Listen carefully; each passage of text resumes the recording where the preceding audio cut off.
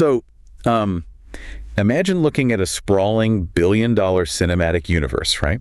You have the canon neatly laid out, this very rigid, straight timeline forged by Hollywood executives and directors. Right. It's totally clean. It's binary. Exactly. You're either inside the official story or you're outside of it. But what happens when millions of passionate fans decide that the official timeline just isn't enough? Things get chaotic in the best way possible. Oh, absolutely. What happens when internet culture, ancient mythology, and like this intense desire to completely dismantle toxic romantic tropes all collide? I mean, you get a narrative landscape that just shatters that rigid timeline into a million shimmering pieces. Yeah, you get transformative fandom because the machinery of canon is comforting, right? It puts stories into these neat little boxes, but transformative fiction, and specifically crossover fan fiction, it just thrives on breaking those boxes entirely. It totally does. It takes the established architecture of a world and completely recontextualizes it. Like, it forces us to look at characters we thought we knew from an entirely alien perspective. It is, it's the ultimate exercise in creative anarchy. Creative uncharted waters. And I am so ready to dive into those waters with you today. So welcome to the show, everyone. But before we unleash the absolute chaos of today's topic, I kind of want to set the scene for you guys. Yeah, paint the picture. So today is Wednesday, July 22, 2026. And I'm actually coming to you live from a porch in Granby, Colorado. I'm right in the middle of a 7-day family vacation with The Amazing Caleb and our whole crew, and I'm just staring out at these massive, sweeping pine trees. Sounds incredible. It really is. The Rocky Mountain air is crisp, the sky is this unblemished blue, and I don't know, it just felt like the perfect quiet contrast to the massive sand-swept epic we were about to unravel for you today. You know, the stillness of the mountains is actually a remarkably fitting backdrop for this, because we are embarking on a massive, multi-layered deep dive into a Wattpad story titled Velvet Night in Hamunaptra. Oh, yes, we are. And the author of this sprawling piece of transformative fiction is none other than The Amazing Caleb himself. Which brings me to a very critical mission for you, the listener. If you are tuning in, I need you to open up another tab right now. Just do it. Head over to YouTube, search for The Amazing Caleb, hit that subscribe button, smash the like button, and leave a comment to show some love. Definitely do that. And absolutely check out the link in the description to read his book on Wattpad. You are going to want to experience the prose, the pacing, and just the sheer audacity of this story. For sure. Because to really understand the architecture of this story, we have to look at the concept of a midquel. Oh, I love a good mid-call. Right.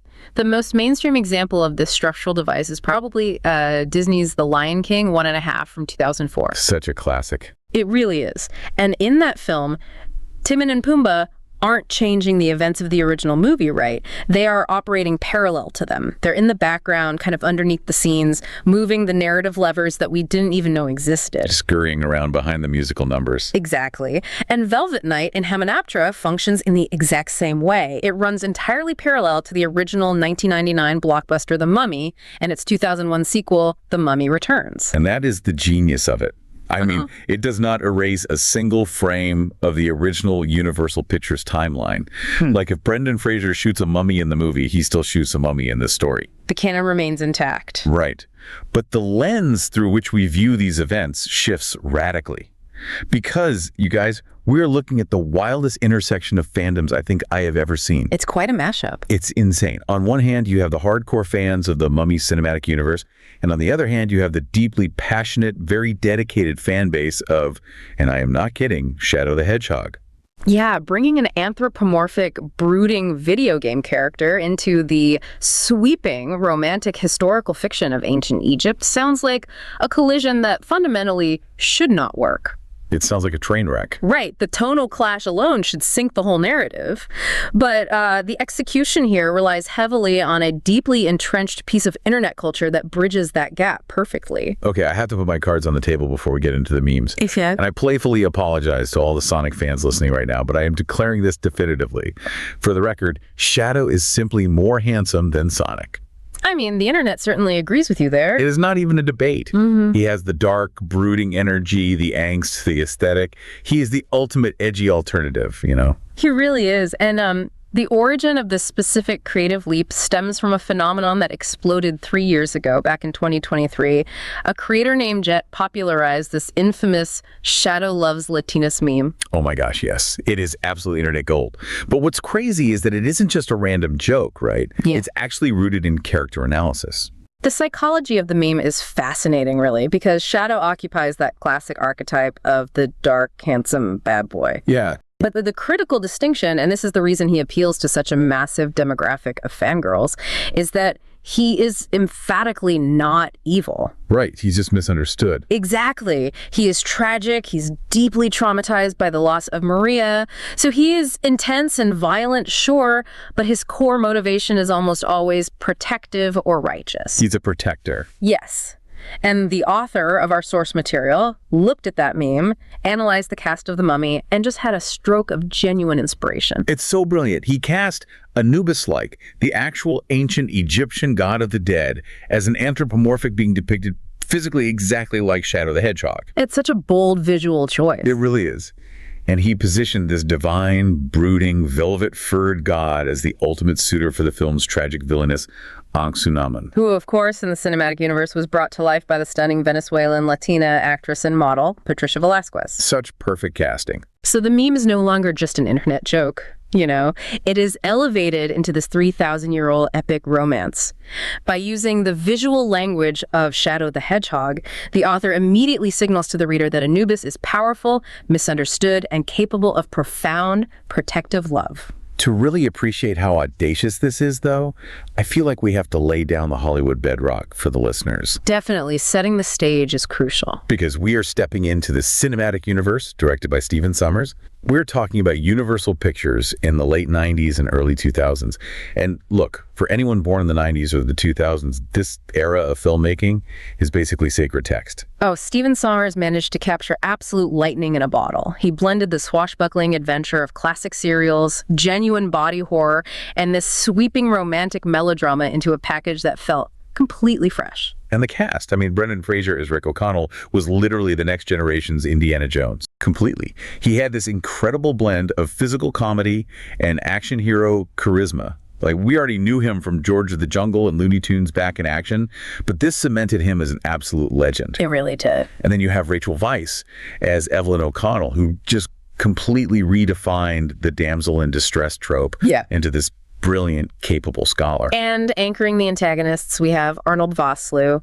The South African actor brought such a physical weight and an imposing muscular presence to the role of the cursed high priest, Imhotep. He was terrifying. He was, but he wasn't just a monster in bandages. He was a grieving, obsessive force of nature. And we also cannot forget Oded Fehr. He plays Ardith Bey, the Medjay warrior. He is tall, dark, handsome, with the flowing black hair and the beard, and he serves as the narrator for the films, giving everything this mythic weight. But looking at Vosloo and Velasquez actually brings us to a major cinematic trope that The Mummy really helped popularize. Yes, the trope of the beautiful villain. Prior to this era, movie monsters were largely grotesque, right? Think of the classic Universal monsters. Right. Lots of scales and bolts in the neck. Exactly. But Arnold Vosloo and Patricia Velasquez are conventionally, undeniably stunning people. By making the villains beautiful, the filmmakers created a complex dynamic where the audience is simultaneously terrified of them and, well, completely captivated by them. You almost root for their reunion because their on-screen presence is so incredibly magnetic. You do. It confuses the moral compass a bit. But, okay, I am going to push back on the author's premise here for a second. Yes. If Imhotep and Ankh-Sunamun are that beautiful, and their tragic love story spans millennia, how on earth does a third party compete? It's a fair question. Right. Like, how does Anubis, taking the form of an anthropomorphic hedgehog, step into a love story involving two incredibly gorgeous Hollywood actors and actually win the girl? Well, he does it by transcending mortal attractiveness entirely. Okay, I'm listening. The author solves the beauty problem by elevating Anubis beyond human standards. In this text, Anubis possesses a divine, velvet-furred presence. He has these crimson eyes that don't just look at you, but look through you. Yeah. Okay. And his voice is described as a mixture of dark chocolate and honey, possessing an almost ASMR quality that literally vibrates the soul. So he doesn't compete on the level of human physical beauty. He offers a presence of absolute, terrifying stillness and ancient power. So it's like the difference between a beautiful painting and a thunderstorm. Exactly. You can admire the painting, but the thunderstorm commands your entire physical being. It makes me wonder, have you ever found yourself rooting for the bad guy in a movie just because of their sheer charisma? Oh, all the time. It's a very common trap. Because that is the exact trap Anck-su-namun falls into with Imhotep. And it sets up the incredibly complex relationship dynamic that forms the foundation of the year 1290 BC. So the narrative takes us straight to the Palace of Thebes in 1290 BC, and the prologue opens with a line that will trigger immediate recognition for anyone immersed in Wattpad or anime culture. Oh, I smiled so wide when I read it. The story begins, long ago, when the pyramids were still young. Which is a direct, brilliant homage to the opening narration of the classic anime Yu-Gi-Oh! It's so good. And that homage is highly intentional, right? Very intentional. It primes the reader to expect a story where ancient magic, divine beings, and dramatic interpersonal conflicts dictate the fate of the world. For sure. So Chapter 1 drops us into this fierce, visceral sparring match in the royal court. Anck-su-namun is fighting Nefertiti, the daughter of Pharaoh Seti. And this is the exact flashback we see in the 2001 movie The Mummy Returns, where Evie realizes her past life was Nefertiti. But Velvet Knight in Hamunaptra shifts the camera angle entirely. Right, we're not just passive observers anymore. No, we are no longer just watching two women fight. We are watching from the shadows, through the crimson eyes of Anubis. And this vantage point allows the author to deconstruct what is usually framed as a tragic love triangle and reframe it as a much rarer narrative structure, which is the love square. I really want to break this down because the love triangle is easy, right? A loves B, B loves C, simple. But a love square is like trying to balance a chemical equation where every single element wants to explode. It's incredibly volatile. Everyone thinks they're moving the pieces on the board, but Anubis actually owns the board. Let's examine the four corners of this square, starting with Pharaoh Seti. Seti's love is purely transactional and possessive. He views Anck-su-namun entirely as property. Gross, but true. And the visual representation of this is literal. He commands that her body be painted in gold and black ink to mark his ownership, decreeing that no other man can even touch her under penalty of death. It is the ultimate expression of objectification. She is literally a trophy on his shelf. Then the second corner is Imhotep, the high priest. Yeah. He and Anck-su-namun are engaging in this secret, highly treasonous affair. And look, on the surface, it looks like this grand, sweeping romance. It's certainly filmed that way in the movies. Yeah, exactly. But if we dig into the psychology here, Imhotep views her with a toxic, obsessive hunger. He wants to possess her just as much as Seti does. He merely uses the language of romance instead of the language of the state. He wants to own her soul. Which brings us to the third corner, Anck-su-namun herself. She is this fiercely intelligent, storm-like woman trapped in a gilded cage. She desperately wants freedom from Seti's objectification. Understandably. But because her options are so limited, she mistakes Imhotep's obsessive hunger for salvation. She believes his willingness to risk death for her is proof of love, rather than proof of his own ego and possessiveness. And then we have the fourth corner, Anubis. He is watching this sparring match from the shadows and he falls in love. Yeah. But here's the critical difference. He doesn't fall in love with the gold paint. No, he sees right past it. When Anck-su-namun fights Nefertiti, she laughs. It is a ruthless, fiery laugh. And Anubis feels his 3,000-year-old icy composure just crack.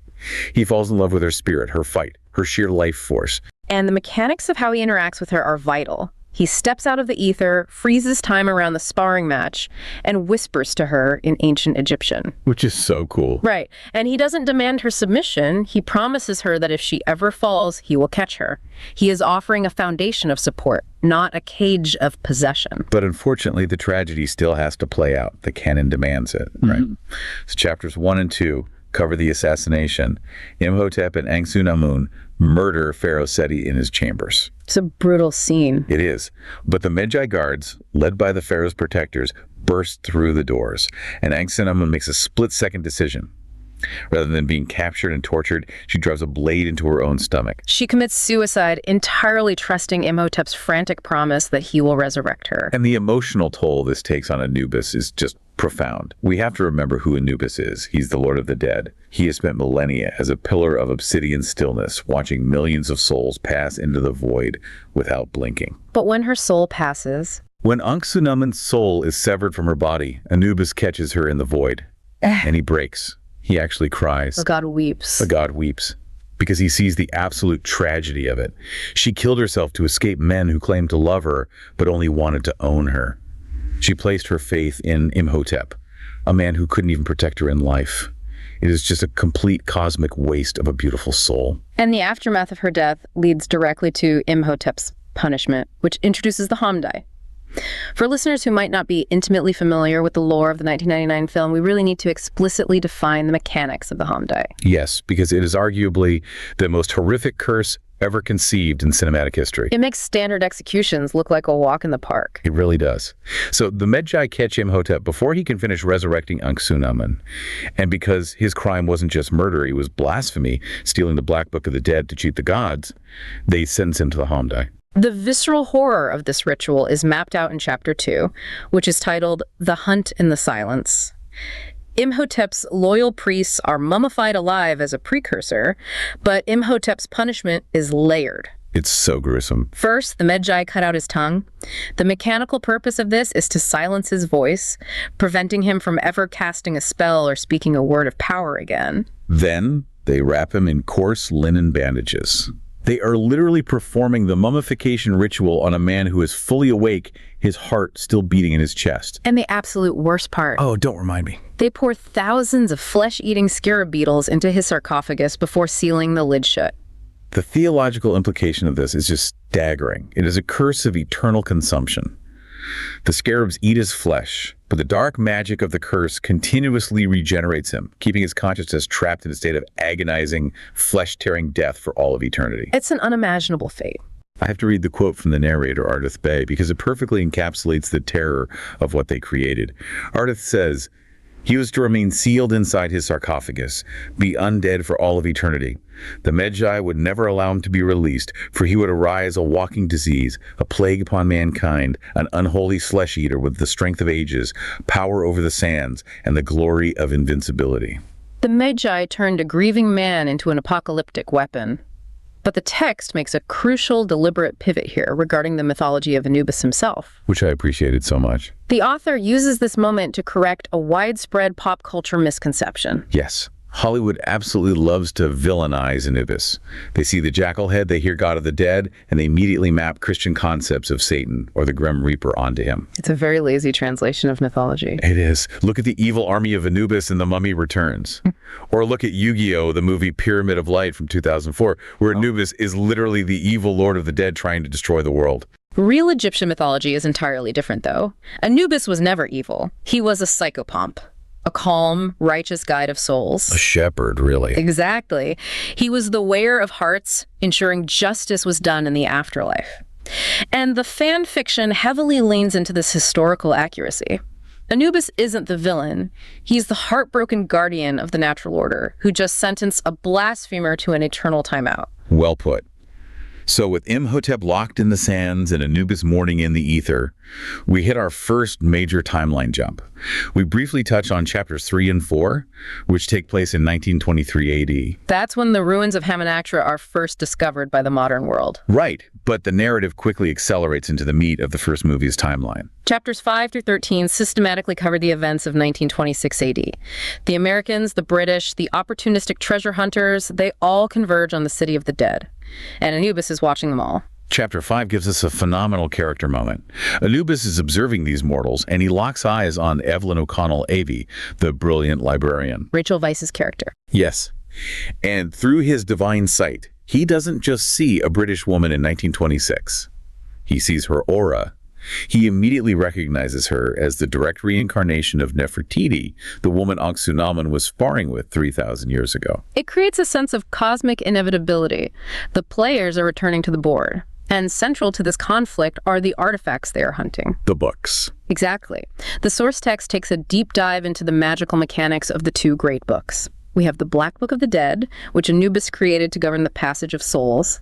But then we have its counterweight, the Golden Book of Amun-Ra. Which raises a fascinating lore question that I don't think the movie's ever fully answered, Right. Like, if Anubis created the Black Book to manage mortality, who forged the Golden Book? Was it Amun-Ra himself, the sun god? Or was it Horus, the sky god? It's a great question. The text extrapolates that these books function as opposing cosmic forces. The Black Book governs death, the summoning of souls, and the dark, cursed brand of immortality that Imhotep possesses. And the Golden Book does the opposite. Right. The Golden Book governs life, mortality, and the stripping away of supernatural power. To defeat a being made invincible by the dark, you must use the light of Amun-Ra to force him back into a mortal state. It is a very elegant magical system. It really is. But amidst all this high-stakes cosmic magic, we have to talk about the absolute peak comic relief of the 1926 era, which is Benny Gabor. Oh, the deeply flawed, spectacularly cowardly guide who leads the Americans to Hamunaptra. There's this hilarious ongoing discrepancy in the fandom about exactly who Benny is. If you dig into the production trivia, early scripts suggested he was supposed to be French. Interesting. Yeah, and then his backstory shifted to him being a Soviet-Ukrainian soldier from Kiev who deserted the French Foreign Legion. But in the cultural zeitgeist, he's almost universally remembered simply as the funny, terrified Hungarian coward. The geographic origins almost don't matter because his psychology is so universally understood. He is the ultimate survivor. Or tries to be, anyway. True. The sources describe a man who is so entirely driven by greed and a raw instinct for self-preservation that he will adapt to any terror. He is so intensely superstitious that he carries religious icons for every major faith around his neck. I love that scene. When he is backed into a dark corner by the newly resurrected, decaying Imhotep, Benny just starts aggressively praying in every language he knows. It's iconic. He tries Christianity, he tries Islam, he tries Buddhism. Nothing works. Finally, he pulls out a Star of David and starts praying in Hebrew. And Imhotep, whose brain is still functioning on 1290 BC logic, recognizes Hebrew as the language of the slaves and decides, okay, this guy can be my servant. Benny's operating philosophy is explicitly stated in the text. He says, "It is better to be the right hand of the devil than in his path." Words to live by for a coward. He fully leans into serving Imhotep, acting as his translator and guide in the modern world, actively helping the mummy track down the Americans who opened the cursed chest. Which leads to a brilliant mythological joke in the story. Imhotep is this terrifying undead warlock who can summon sandstorms and rip the life force out of men. But what is he terrified of? A fluffy white cat. A cat. It seems like an absurd punchline, but it is deeply rooted in Egyptian theology, isn't it? It is. Cats are the sacred guardians of the underworld. They are avatars of the goddess Bast, whose primary cosmic duty is to protect the sun god Ra from Apophis, the serpent of chaos. So to Imhotep, a rogue, undead creature who is illegally broken out of his tomb and cheated the grave, a White House cat isn't just an animal, it is a cosmic bouncer. A cosmic bouncer, I love that. It's true. It is a direct representative of the divine authorities he is hiding from. When the cat hisses at him, he realizes the gods are watching, and he literally dissolves into a sandstorm to flee. He flees, but he leaves a trail of devastation. The author thoroughly explores the plagues of Egypt that Imhotep brings with him as his power grows, and it is a fascinating fun fact that Stephen Summers lifted these plagues directly from the biblical book of Exodus. The progression of the horror is so visceral. First, the plague of locusts swarms the ruins of the city. Then the water in the fountains and rivers turns to thick, coagulated blood. It's incredibly bleak. We see fire literally raining down from the sky, smashing into the streets. There is a suffocating plague of darkness that blots out the sun over Cairo. Then the plague of flies. But the text lingers on the final, most terrifying plague, which is the plague of boils and sores. Oh, this part gave me chills. Because it isn't just an uncomfortable skin condition. The magic weaponizes the populace. It infects the citizens of Cairo, turning them into mindless, zombie-like slaves covered in weeping sores. They march through the dark streets wielding torches, mindlessly chanting Imhotep's name in unison. It is pure apocalyptic horror. But underneath that horror, the fanfiction highlights Imhotep's profound, pathetic delusion. Yes, his obsession blinds him. He tracks down one of the Americans, a man named Mr. Burns, and brutally steals his eyes and his tongue to regenerate his own decaying face. But because Imhotep's obsession is blinding him to reality, when he looks at Evie through Mr. Burns' stolen, severely nearsighted eyes, he actually thinks she is an Aksunamun. The irony is so rich there. He thinks the British librarian, who is literally the reincarnation of his ancient enemy, Nefertiti, is his lost love. It's wild. He is so desperate to possess Aksunamun again that he will project her image onto the nearest woman who fits the vague profile. It proves that he doesn't truly see Aksunam. He he only sees what he wants to possess. Exactly. And while Imhotep is stumbling around Cairo stealing organs and kidnapping Evie, the fan fiction answers a massive question. Where is Anubis? Like, if he is this all-powerful god, why is he letting a mummy tear up the city? Right, why isn't he intervening? Well, the author weaves Anubis deeply into the background of chapters 8, 10, and 11. Anubis operates on a plane of existence above mortal comprehension. He isn't physically punching Imhotep in the streets, he is manipulating the ether. There is an incredible scene where the plague of darkness hits. Anubis leaves the underworld and has a literal conversation with the sun god, Ra. And Ra manifests as a massive, blinding golden lion. It's a gorgeous visual. Anubis convinces Ra to fight back against Imhotep's necrotic magic. So Ra pushes his golden light against the darkness, slowly burning away the plague. Teamwork. Furthermore, Anubis manipulates the sands of the desert, systematically stripping away the power of Imhotep's undead sand puppets. He proves that true divine power doesn't need to shout or summon flashy storms to be effective. Anubis weakens the foundation of Imhotep's magic so that the mortal heroes have a fighting chance. And it works perfectly. Rick and Evie make it back to Hamunaptra. They read the incantation from the Golden Book of Amun-Ra.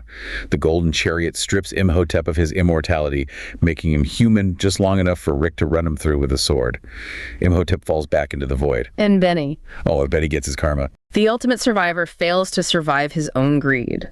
Benny accidentally triggers a collapse of the city by taking one treasure too many. He becomes trapped in a stone vault, and his torch goes out just as the flesh-eating scarabs swarm him. A terrifying, perfectly fitting end. That wraps up the 1926 timeline. Now we are hitting the accelerator and jumping to 1933. This era covers chapter 14 all the way through the epilogue, aligning with the narrative of the 2001 sequel, The Mummy Returns. The jump to 1933 significantly raises the stakes by introducing a new ancient threat to the board, the Scorpion King. Okay, we cannot talk about the Scorpion King without taking a necessary pop culture digression. I knew this was coming. The Scorpion King is, of course, played by Dwayne Johnson, The Rock. This was long before he was named Sexiest Man Alive. This was his absolute breakout Hollywood role, and it was a massive moment of representation, highlighting his Samoan and Polynesian heritage in a major blockbuster. The transition from wrestling superstar to leading man effectively began with this specific character. It is a cornerstone of modern action cinema. It really is. Yeah. But it is wild to think about his career trajectory. You know, this was 2001. That is a full 15 years before Dwayne voiced the demigod Maui in Disney's 12th princess movie, Moana, which came out in 2016. Time really flies. And speaking of Moana, did you see the live-action remake that just hit theaters last week on July 10th, 2026? I did catch a screening of it. The visual direction was certainly a talking point. I'm sorry, I know this is a deep dive on ancient Egypt, but I have to playfully roast the man for a second. Dwayne reprised his role as Maui in live action, and his wig in that 2026 movie is completely unhinged. It was a very bold styling choice. It looks like he grabbed an 80s hair metal wig from a discount Halloween store. It is so distracting. Which is ironically fitting because back in 2001, the CGI used to turn him into the giant scorpion monster, was also heavily roasted by audiences. The early 2000s CGI aside, the narrative function of the Scorpion King in this story is critical. He forces the final confrontation. A cult has resurrected Imhotep yet again, and this time, Imhotep manages to bring Ankh-Sunamun back with him. They just won't stay dead. Right. But Anubis, watching from the ether, allows this resurrection to happen because he knows it will force the ultimate truth into the light. The tension builds perfectly to chapter 22, which is the absolute emotional breaking point of the story. It covers that deeply sad, chaotic scene inside the Golden Pyramid. Evie is temporarily killed by Ankh-Sunamun, Rick is grieving, the Scorpion King is attacking, but the author hones in on the psychological collapse of the villains. Anubis understands that if he simply descends from the heavens and smites Imhotep, Ankh-Sunamun will spend the rest of eternity mourning a martyr. She'd idolize him forever. Exactly. She will still believe Imhotep was her savior. So Anubis uses the subtle magic of the Golden Book to intervene. When Imhotep steps onto the golden seal to face the Scorpion King, Anubis strips Imhotep of his godlike powers. He forces Imhotep to face the terror as a fragile, mortal man. And this creates the most brilliant narrative foil in the entire franchise. The pyramid is collapsing. A massive chasm opens up, leading straight to the underworld. Rick O'Connell is hanging over the edge of this chasm. It's a literal cliffhanger. It is. He calls out to Evie, who has just miraculously come back from the dead. And without hesitating, Evie runs through the collapsing ruins, dodging debris, and risks her own life to pull her husband up. That is the demonstration of selfless love. Now, the author pans the camera to the exact opposite side of the room. Imhotep is hanging over the very same chasm. He is mortal, terrified, and slipping. Karma again. He looks up at Hamunaptra, the woman he has endured 3,000 years of torture for, and he begs her to save him. I want to pause here because some people might argue, wait, Imhotep endured flesh-eating scarabs for 3 millennia for her. That is a profound level of dedication. Yeah. But what does she do when he needs her? She runs. She looks at him, she looks at the collapsing wall, she turns her back, and she runs away. She abandons him entirely. Because his dedication was never rooted in a mutual bond. It was rooted in obsession. An obsession crumbles when it requires genuine sacrifice. Imhotep is completely brokenhearted by this betrayal. He realizes the woman he worshipped doesn't actually love him. Defeated, he simply lets go of the ledge and falls into the void, meeting his final, permanent death. The Scorpion King is killed, Imhotep is gone, and the pyramid is sinking into the earth. As Hamunaptra flees in panic, the floor gives way and she falls into a massive pit of scorpions. In the canon of the movie, she just dies there. But here, the author delivers the ultimate contrast. When she is screaming, surrounded by venom, about to meet an agonizing final death, Anubis acts. Anubis doesn't wait in the shadows this time. He physically steps into the crumbling, collapsing pyramid. He enters the mortal realm, scoops her up from the wreckage, and pulls her out of the poison in the sinking stone. He carries her away from the destruction and brings her back to the ethereal, spiritual realm of Hamunaptra. It is such a raw, powerful rescue. He didn't demand she worship him, he just saved her. Which brings us to chapter 23, and what I truly believe is the thematic core of this entire deep dive, the profound difference between true resurrection and crude necromancy. We have to analyze the state Hamunaptra is in when Anubis brings her to the ethereal realm. She's essentially a comatose shell. Her soul has been battered, ripped from the afterlife, forced into a body, and traumatized by betrayal. When Imhotep performed his rituals in 1290 BC, in 1926, and again in 1933, they were incredibly violent acts. He was reading dark spells to forcibly stitch a soul back into a rotting husk without the proper canopic jars. It was mutilation, essentially. Yes, he was forcing life where it fundamentally did not belong because he wanted to possess her. Imhotep's magic was an act of theft against the natural order. Anubis's ritual in chapter 23 is the complete inverse. Anubis lays her broken form upon a pristine quartz sarcophagus. He doesn't bind her in coarse, suffocating linen. No scary bandages this time. No, he channels pure, divine, golden energy. He aligns her spirit. It is a consensual healing of the soul, restoring her to her true self, rather than animating a corpse. And once she wakes up, fully healed and restored, Anubis does something completely revolutionary for an ancient god. He gives her a choice. Which leads me to something I want to talk about regarding the modern framing of this story. It is almost like a psychological PSA embedded in the narrative. It is a radical subversion of historical norms, yes. Exactly. If we look at Seti's method of forced, early arranged marriages, it is a recipe for disaster. You cannot just paint a woman in gold, declare ownership, and call it love. It breeds resentment, treason, and violence. It's toxic by design. Completely. What Anubis does in chapters 24 and 25 essentially mirrors healthy, communicative, modern dating principles, but applied to immortal beings. The author distills this into a very clear progression of consent. First, despite watching her for millennia, Anubis formally introduces himself. He allows her to meet him on equal footing. Step 1, introduce yourself. Right.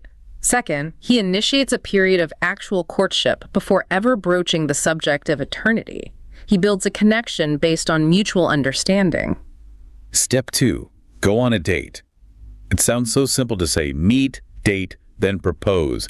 But when you contrast it against the toxic possessiveness of Seti and Imhotep, it is a breath of fresh air. It really is. In chapter 24, Anubis explicitly tells her, "We shall date, my princess, as mortals do." He takes her on a proper, beautiful date through the ethereal realms of Hamunaptra. The sensory details in this chapter are exquisite. He guides her through the Court of Whispers. They visit the Lake of Mirrors. They aren't plotting murders or stealing ancient books. They are simply walking, talking, and exploring the landscape of each other's minds. Just getting to know each other. Yes. He is systematically undoing 3,000 years of trauma. He is demonstrating that love does not require a cage. And because he laid that foundation of respect, the emotional payoff in chapter 25 is incredible. They are standing under this gorgeous, bruised violet sky in the ethereal realm. He finally asks the question, will you marry me? And when she says yes. Yes. When she says yes, it isn't driven by the fear of a pharaoh's wrath. It isn't driven by a desperate need for a high priest's protection. It is driven entirely by genuine consent. Which perfectly orchestrates the climax of the narrative in chapter 26, the royal wedding. The author goes all out for the finale here. We have a massive crowd of Anubis's ethereal guards, the jackal warriors, assembled in the spiritual city. A jackal bishop stands before them to officiate. And the dialogue delivered by the bishop is a masterclass in reframing a character's narrative. He recounts the epic, bloody, and tragic history of Anck-su-namun, but he completely strips away the shame. He doesn't judge her. No, he does not frame her affair with Imhotep or her assassination of Seti as unforgivable sins. Instead, he frames those violent acts as the desperate, necessary steps of a woman fighting for her freedom against impossible odds. Her past is not a stain to be washed away. It is the crucible that forged her strength. It validates every single hardship she endured. And then we get the magical climax of the ceremony. Anubis and Anck-su-namun share a kiss at the altar. But the magic of a god's true love fundamentally changes her. She doesn't remain a fragile mortal woman. No. Through the power of that union, her physical form transforms. She becomes a beautiful, immortal, anthropomorphic jackal. Just like him. Exactly. Her physical appearance now matches Anubis's divine form. She is elevated from a mortal concubine to a divine sovereign, perfectly equipped to rule the afterlife by his side for eternity. It perfectly satisfies the Shadow the Hedgehog aesthetic that inspired the whole thing. It's a grand, sweeping fairy tale ending. But the author doesn't just leave it at the grand spectacle, you know? The epilogue grounds this massive epic in a moment of quiet, beautiful intimacy. After the ceremony in the quiet of their chambers, the power dynamic is finalized. Anck-su-namun, out of 3 millennia of ingrained habit, playfully addresses him as "my lord." And Anubis reacts instantly. He gently bites her, just a playful, affectionate nip, and specifically corrects her. He tells her to call him my love, not my lord. He completely rejects the hierarchy of a pharaoh or a high priest. He does not want a subject to rule over. He wants an absolute equal to stand beside him. And the ultimate result of that equality is the restoration of life. The story closes with a final, incredibly joyful image. From the union of the god of the dead and his immortal queen, new life springs. The cubs. Anck-su-namun gives birth to 2 little jackal cubs. They are described wrestling playfully on ancient Egyptian linens, bringing noise, chaos, and vibrant life back to the historically sterile city of the dead. From a dark tomb to a vibrant, loving home, it is a breathtaking emotional arc. Which brings me to the final question I want to throw directly to you, the listener. I want you to head into the comments and let me know your thoughts after hearing all this lore, the deep psychological analysis, and the magical mechanics. Is Anubis genuinely a better match for Anck-su-namun than Imhotep or Seti ever were? The text makes an overwhelming argument that he is, but the story leaves us with a broader, more provocative thought to mull over as well. What's that? How fascinating is it that in the year 2026, we are using a blender filled with 1999 Hollywood blockbusters, ancient Egyptian theology, and internet video game memes about Shadow the Hedgehog to explore deeply human themes? It's wild when you say it out loud. It is. We are using transformative fiction to dissect the mechanics of toxic obsession versus healthy communicative love. The way we remix these ancient gods and modern tropes speaks volumes about our own current search for genuine connection and autonomy today. It proves that underneath all the cinematic action and the internet humor, we're all still just looking for someone who will look past the gold paint and actually see our soul. Thank you so much for spending your time with us on this massive deep dive. Please do not forget to check the description for the Wattpad link to TheAmazingKaleb's book so you can read this masterpiece for yourself. We warmly wish you a fantastic rest of your Wednesday, whether you are listening from the Rockies or anywhere else in the world. See you next time.